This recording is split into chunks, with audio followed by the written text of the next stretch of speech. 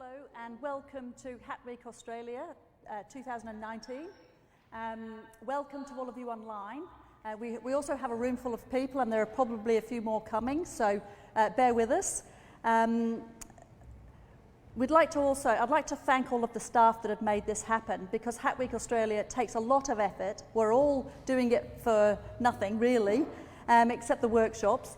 So please get online to Hat Week Australia and look up some of the events and the workshops that are happening for the rest of the week.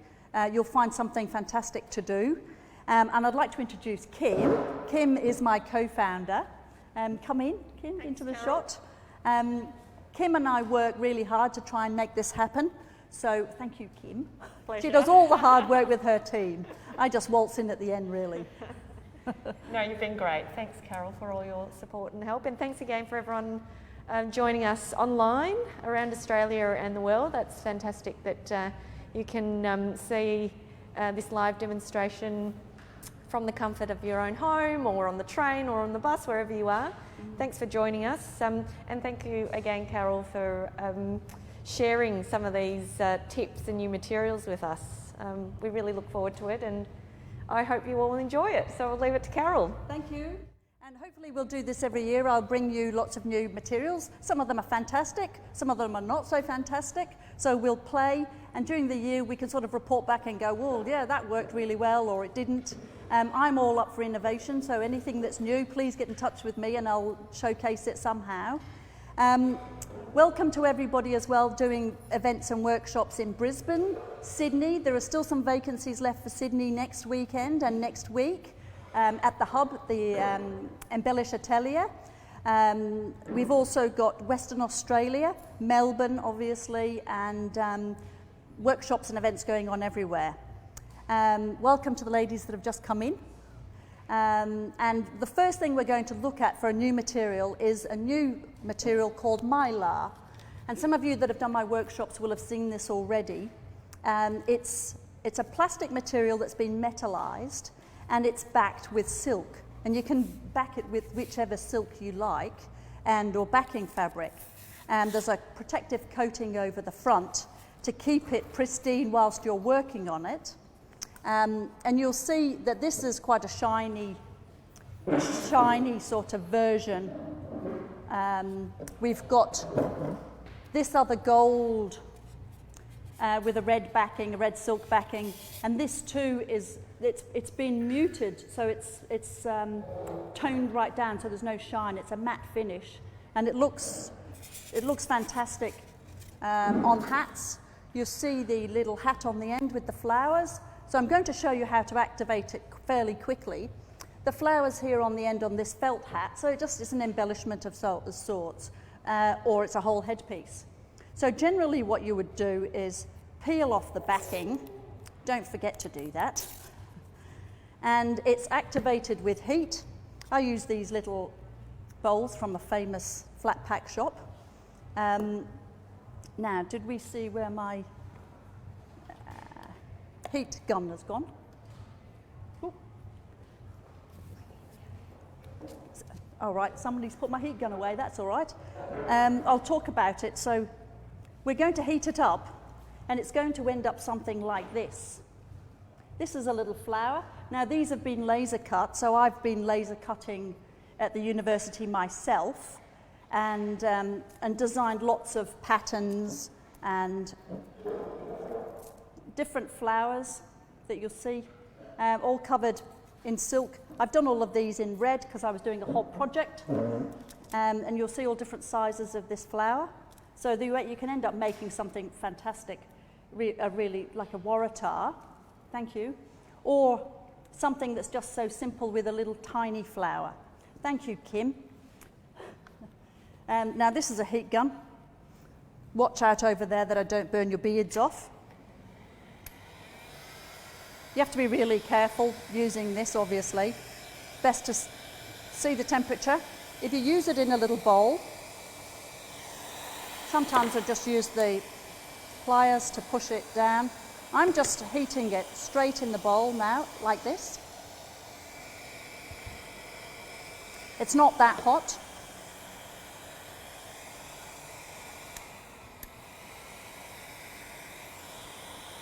but it does get hot fairly quickly. And then once it starts to go off, it goes off very quickly. And it's starting now. You can see that, how it's going. And the more you heat it, the less shine it has, the more matte it goes. So I'll just pull this out. And also the ends start curling around. So at this point you can pull some petals over, you can pull them back. It's fairly well moldable. And it's just such a lovely thing. I make jewellery out of it, shoe, bag equipment, all sorts of things. So it's a really nice new material. And you can get that through House of Adorn. They'll be stocking it very shortly, so don't all rush to grab it, but there will be some available shortly. So that's called Mylar. And it was originally used in cars, in the trim in cars, and all those sweeping chrome and what have you. It also comes in an aluminium which is brushed, so it looks like brushed aluminium. So if you're making those flowers out of brushed aluminium, you can now do this Mylar, and it's much more simple. And you can use a lot of heat tools to make it as well. So you can use your flower making tools to curve it if you put a cloth in front. Okay, so that's Mylar. Now we're going to look at paper. Paper has come a long way. And it used to be called shantung straw. In fact, buntal mats originally were called shantung straw by the French because they were cheap. And it was a cheap version of proper straw. So shantung meaning it was cheap Chinese straw back then, but buntal has come a long way since then. So buntal has lost its claim to be shantung straw. It's no longer that. It's buntal. Buntal flatten means the palm fronds are flattened and then it's woven into a mat, which is a buntal mat. It's not called a buntal flatten because it's a flat mat. It's because that's how they treat the straw, instead of stripping it and weaving it like they would normally. And for the higher end straw, that's what they would do. But the buntal is the whole thing flattened and put in a buntal mat. This is now, the paper has become so popular and it's so it's high precision, so well made, that it's now called the new shantung straw. So whenever you see something written, if it's shantung straw or it's toyo or it's bashi paper or one of the names for paper, it can be called either. So, and you'll often see now they're trying to call them different names, but it's a lot of paper is really seriously good. It's no longer paper that falls apart. This is high tensile stuff, it's high precision. And they use it a lot in a lot of industries. They use some of this as wall coverings, as floor coverings, and in fact what they tend to do in Japan is to lay it on the floor and then pour resin in it. So it's got this lovely, or they use it for wall coverings. Now this is really seriously strong. I can block this as I would block a normal piece of cinema. There are a few things to watch out for with straw, with paper. So I'm calling it straw now. Few things to look out for, and that's you don't wet it too much. You just lightly spray it. You have to use a really good stiffener afterwards because you want it to be waterproof. But the straw nowadays is so good that even if water went on it, nothing would happen. I've just sprayed that and I'm pulling it. So it's strong. It's not weak. You would expect it to pull apart in your fingers, and it doesn't at all. You can see I'm treating this like I would cinema. And it's the quickest thing in the world to block. I should have bought paper futures because I think this is going to be quite big in millinery. We've been using some of the Toyo paper for many, many years, but this is a different league of paper. They don't fall apart. They do pull in nicely. You can gather it quite well. You see, pull that in quite tight, like you would with cinema. So I'm just blocking this extremely quickly. The Chinese are making this now en masse, and you can buy it from any good millinery purveyor. We'll be carrying paper of some sort. This one particularly is available at House of Adorn. And, I mean, it's quickly blocked a paper small hat, and with some trim. Now I use it a lot with leather on the back. I use hat bond to bond this together with leather and then make the trim. So it ends up looking like a very expensive hat. And you can get some really nice effects out of it. If you did foss shape underneath that, for instance, you'd have a nice black and white checked hat. So you can see what you can do with it. This one is also paper. And this has a lining straight underneath. And there is only two pieces of wire in this, one in here. So one piece of wire folded over, and then the rest is the stiffener. And this is how the paper goes. It's really interesting. There are lots of papers available. There are double woven, single woven. That's a single woven paper. Double woven. Then there are really highly intricate woven papers that are quite thick. So I think you need to work out for what job and what you would like, light or heavier, to see what fits. So that's that paper. There's also this other paper, which is a flattened Toyo paper as well. And I've made, you can see probably on screen, this nice boater. And it's a really simple process. The top of the boater was basically blocked on here. So I've cut up 2 capulines. And I would normally use a bag on here first. And if you haven't been in one of my workshops or been to Hat Academy and seen the classes, you'll be wondering what this is. It's a freezer bag, and it has Teflon in it. And you get them in Australia, and you can't get them in England, I'm sorry. So every time I go there to teach, I have to take 30 or 40 packets with me. Nothing sticks to it, and it's better than cling film. In this instance, because you can't see it, with this paper, you have to be very careful how you use it. It's not as robust as the other one, but it has a nice finish. So this is a matter of easing it the way you would with a really sensitive straw. So you had a tight parasisal, you would start easing it the same way. And this one here was just blocked earlier very quickly, just to show you how easy it was. Now you can see from that I'm just easing it, and then I would be smoothing the sides down, and it tends to stay in place, which is quite nice. It doesn't run away with itself. So you can see how this is getting to be quite easy. And then I use this new thing, which apparently is a tourniquet in hospitals.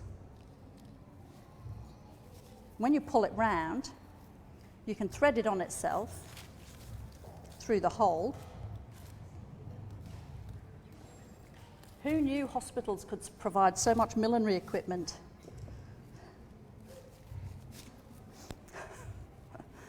Of course you have to buy them. You can't go to hospitals and steal them. Okay, so if you want some of these and you're in Melbourne on Friday, Michelle is going to bring some on Friday to House of Adorn, and they're 5 for $1.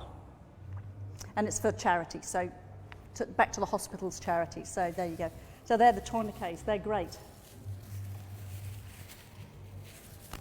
Okay, so that's how the boater was made. So obviously it's 2 capulines, and I've swapped the tips and the brim, and then the frayed edges around. This one's got 2 frayed edges, and the base was made just on the bottom of this again, put around, pinned, and ironed flat on a table. And then the wire sewn on and the fringe sewn on. And then you would probably put some braid underneath to finish it. So really, really simple. When you're using paper and it's flattened like that, or if it's rolled paper, you probably need to stiffen last. So don't stiffen it, especially if you're using a really good new stiffener that we've got. It's a non-toxic, it's quite stiff. And also you can use Powertex watered down as well, clear Powertex. That really stiffens up paper and renders it waterproof as well. But if you're using a sewing machine, use a leather needle. And if you're sewing it by hand, use a leather needle, because it's quite tough to sew through, the same way Pampas is tough to sew through. So always with a leather needle. If you use a small one with a really sharp tip, it's fantastic. And sewing on the sewing machine is simple, and sewing the wire on the sewing machine is simple as well. So they're really simple, easy hats to make with paper. All right, the next one, before we get on to that interview with the lovely Sarah Marshall, is Hat Bond CM. And this is a thermoplastic. This is also a thermoplastic because it reacts the same as thermoplastics. You can mould it and it stays shape. It's a thermosetting plastic. So this is Hat Bond CM, and it's quite flimsy, and when you get it posted to yourself, it's really folds up really small. Yeah, in a post bag, off you go. It's really thin, so it acts really well between fabrics. These bows here were all done with this, and you can see from this that it's quite soft. It's not hard and unmanageable, and the bow is quite soft. So it doesn't poke your eye out, and it's not plasticized.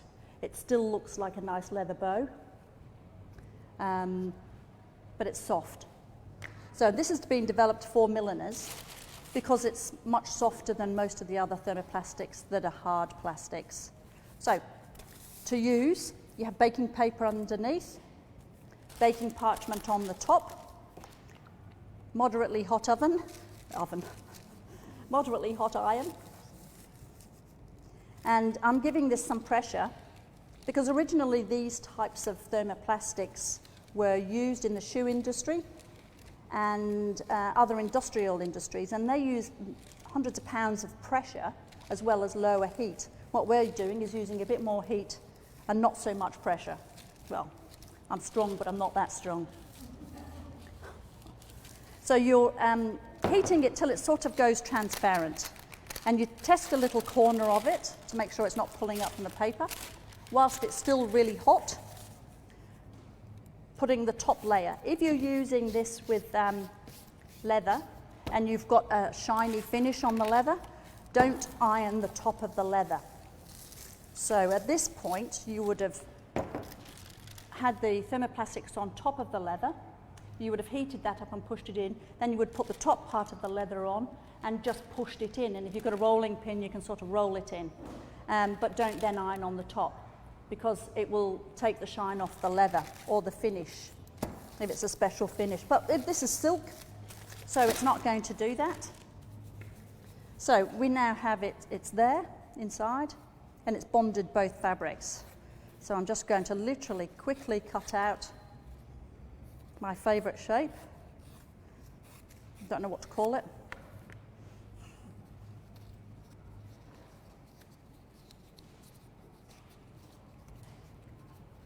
Do it that way. Oh no.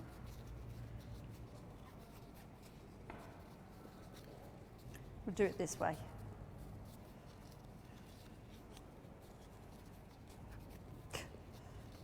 Not doing it properly. There we go.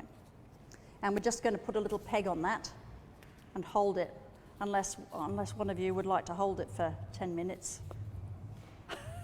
I always get good volunteers for that. So you can see that that's going to stay just like that, and it'll be a nice bow, and it's soft. And if you feel the end, is it soft? Yeah. So that's silk. And you see how quickly this hat bond acts. It's been developed for us, so it's stickier and it's softer than all other thermoplastics. So what was it called again? Hat Bond CM. And guess what CM is for?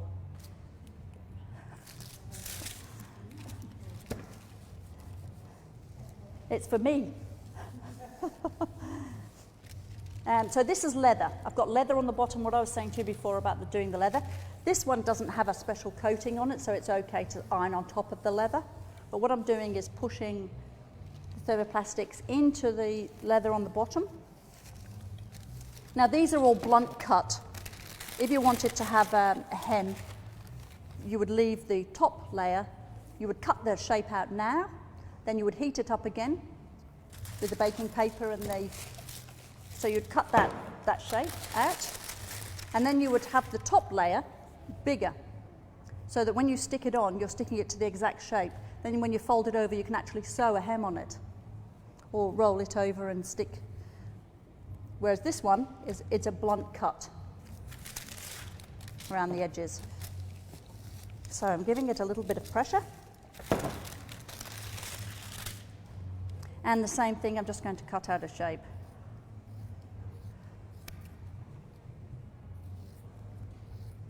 This is really good for silk flowers, for putting around the backs of silk flowers especially. You can attach all sorts of millinery materials to it. So I do cinnamate, tinnerlac. That looks really good because it's super shiny. And making flowers out of tinnerlac with this in the centre is really quite nice. Yeah. And you know, there's lots of millinery materials you could use this for to bond, because it moulds into a shape. It's not a hard shape, so it's not really stiff. It's nice and soft. But you can see from this how you do. And then when you're sewing it onto the piece that you're using, you're sewing just through the middle at the back onto the piece, and it will stay in a bow shape. And you can sew it in all different ways. So that's fundamentally what it is. Hat bond is available at House of Adorn, and it comes in quarter of a sheet, half a sheet, full sheet. You can hold that one. So that's hat bond. If could somebody grab that pale blue hat at the back, and I can just show you another way of attaching to a hat. And the type of trim. I mean, this hat sits literally like this. So you want something soft if it's going to be on your face. It sits on the side. And that's covered with leather, and it's covered with 2 layers of leather. And you see what I'm saying about the shine on this one? I didn't want to lose that shine, but if you look closely at the back ones, that's not as shiny. Because I had to iron the back part, and it's taken the shine off. Whereas the front is still quite shiny. Now this one is just using squares almost, with the dips cut in to create some other shape. And this has honestly been around the world about 10 times, stuck inside another hat. So it's been squished and mauled and poked. And this is foss shape inside here, covered with leather.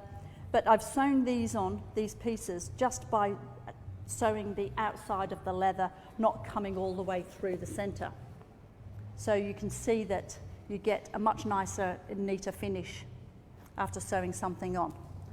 All right, so that's the part of this presentation that's the demonstration. And we're now going to have a look at an interview that I did a couple of weeks ago with Sarah Marshall in the UK. And Sarah is a fascinating milliner.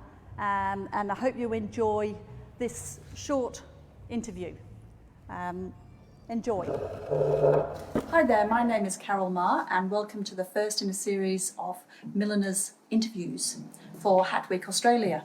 To kick off the first of our series, we have an interview with the absolutely lovely Sarah Marshall, Couture milliner. Sarah has taken over from the famous brand of John Boyd hats in London and is in the thick of creating ascot hats at the moment. So first of all, thank you for seeing us. No problem. When you're so busy. That's fine, don't worry, thank you. And welcome, Sarah. Thank you.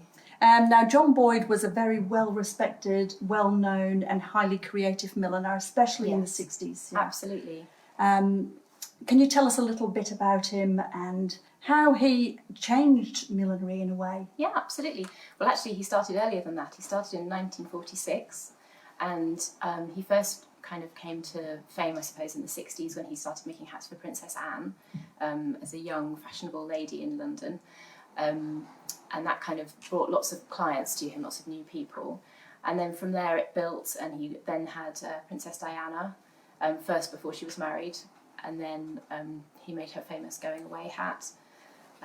So that kind of, it all started to build and build from that, really.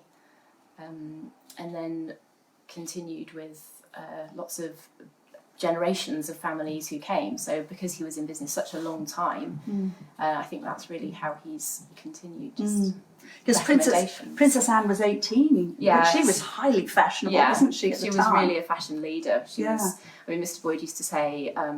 She was really trendy, you know. She used to come along to the workroom in like a man's shirt and bare feet and things. Wow!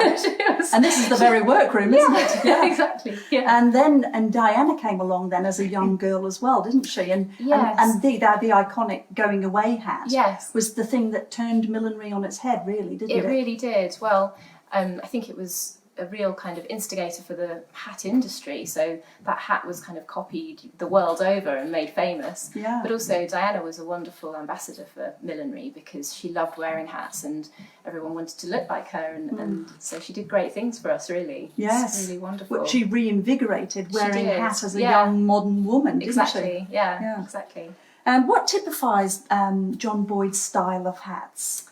That's a good question. He always said that the face dictates the hat. That's his quote. So the hats are really all about how they work around a woman's face. So we try not to do kind of crazy sculptures that are separate from the person. They have to really make the wearer look good and feel good and, you know, part of your character almost. So I'd say that's what he's all about. Yeah. And he had that lovely sweeping style as well that was very flattering on a woman's face. Yeah, so all about the line of the hat, as we say. So the angle coming up this way. Lots of little tricks, like he has a rose beret, we call it, which is his kind of signature style that he started making in the 40s. And it's basically like a little beret that sits here, and then it has a big rose here.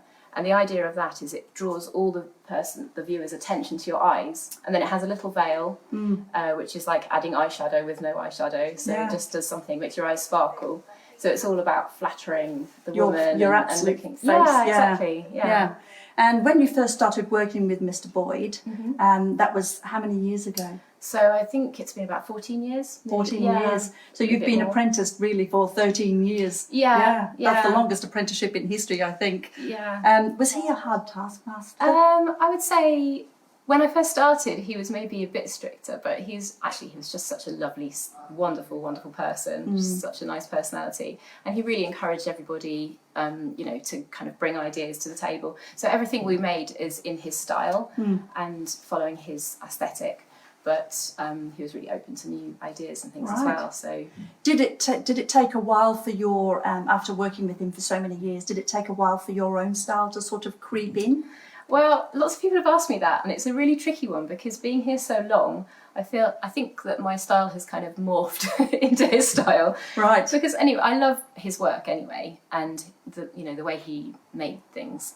So I think a lot of that is in my work, but kind of carrying the brand forward, I want to respect his style, but then bring in a bit more of my own as well. Maybe, you know, some more modern lines and things. So it's quite exciting to do that, really, and a little bit nerve-wracking. Yes. And because he is well known for having really high-end couture millinery, isn't he? So his finishes are absolutely unbelievable. And that's what we really are definitely continuing. If anything, I want to do more of that. I want to get our reputation really up there as being, you know, the best couture-wise. So, and it was very fantastic from Milliners, I think, that he got an MBE in 2014. Yeah, it's so wonderful. He's so modest, and he kind of didn't really know what it was all about when he first found out about it. But it was for services to fashion, which is amazing. Yes. So really fantastic. Absolutely is. And it was terrible also to hear of his passing last year. Were you shocked when you found out that he'd actually left you his brand? Oh my in goodness, his will? I was so overwhelmed. Yeah, I had no idea that was actually going to happen. So it was obviously an amazing opportunity, but real mixed emotions because obviously we're so sad that he died because we really loved him, missed him a lot.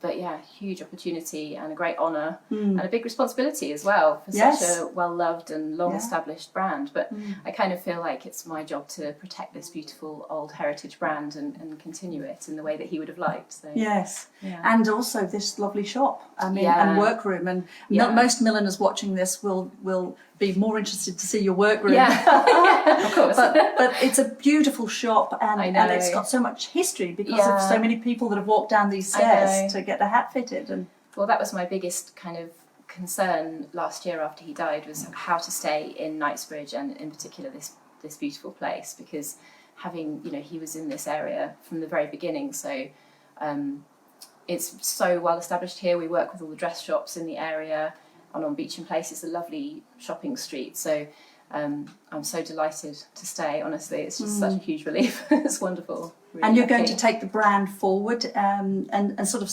keep his style, but taking it into modern times. Definitely. Yeah. I think the fact that he wanted the business to continue, you know, he would have liked us to respect his style, I think. But I love his style anyway, so that's not a problem. But yeah, I think there will be some little tweaks, I should think, along the way. It'll develop, but it's a slow process, I think. Yeah. And it takes a while, doesn't it? Yeah, just to, you know, it's been a year now since he died, or just over a year. And I think last year Ascot just hit us, and we were all a blur because he hadn't died long before, and it was emotional and it was full on. And this year the collection has been really well received, so I feel a bit more like it's this year now, you know. You've got it in hand now, you can sort of just go about forward. getting Yeah. And what do you enjoy most about being a milliner? Oh, I just love making things. I'm just so happy in the workroom. I could just sit and sew, and I like dyeing the flowers, you know, like painting all the petals and things. But yeah, just any kind of creative making I really enjoy. I suppose I really enjoy the really fiddly jobs. So that sounds a bit funny, like, you know, making flowers, painting flowers, like little feathers and veils and things. Yeah, well, and that's the hardest part of millinery, isn't it? Doing all the fiddly bits, especially when it takes so long, some of them, to do. Well, I don't know, I just really enjoy all that side of it. Yeah. The thing I don't enjoy is all the admin. Yes, exactly. It's the other parts I'm of with you having a on that. business Yeah. that you suddenly realise that actually the time in the workroom is so valuable, because there's so many other parts of running a business that you don't necessarily think about. So If you had one piece of advice to give to a new milliner, what would it be? I think just keep at it. Like, it's quite tough, it's a lot of competition, but the more you do, the more you kind of really hone down what it is about it, you know, what's your thing, and then just go for that, and just try and be original, and think about what you enjoy, and put that into it, and then come Good out advice. and people will love the hats, I think. Yeah. Well, and good news that Sarah will be joining us next year in 2020 for Hat Week Australia. I'm so excited. We are very amazing. excited too. Yeah. And she's going to do some fantastic masterclass workshops in couture millinery techniques. Some really specialist Yeah, techniques. so I'm really looking forward to that. And thank you so much. Oh, it's been an absolute pleasure. It's lovely for doing to see this. you. Yeah, Thank you you too. for coming. And thank you for taking so much time out. And Oh, given no that trouble. this is your second Ascot season, Yeah. I know you're super busy. Yeah, could say. Just I feel like I'm living here, but you know. Oh, but there is a bed under the couch. Not really. Do you know when Mr. Boyd started? He had a bed under the work table. Wow. Because he started, like, he didn't start in this one when he had his very, very first tiny little shop. It was so miniature and he didn't have anywhere to live, so he used to sleep under the work table. So it's funny that you say that, because that's what some milliners That's have. dedication to millinery, isn't it? Definitely. Yeah. All right. Thanks again, Sarah. Thank you. Oh, thank you again, Sarah. That was really nice to see you and to catch up, and great news that you're going to be with us for 2020. So Hat Week in Australia 2020 is going to be huge, but it's good this year as well. So if you get online to Hat Week Australia, you'll see that there are lots of workshops, lots of events. Come along to the MAA Gala on Sunday night if you can. It'll be a lot of fun. We've got lots happening, so get online and see if there's anything that you'd like to come along to. I'm sure we could probably fit you in if we try. Thanks again, and thank you to all of you that's tuned in from overseas and Australia, and everybody here, thank you all for coming. So let's give a big cheer to say goodbye. See you later.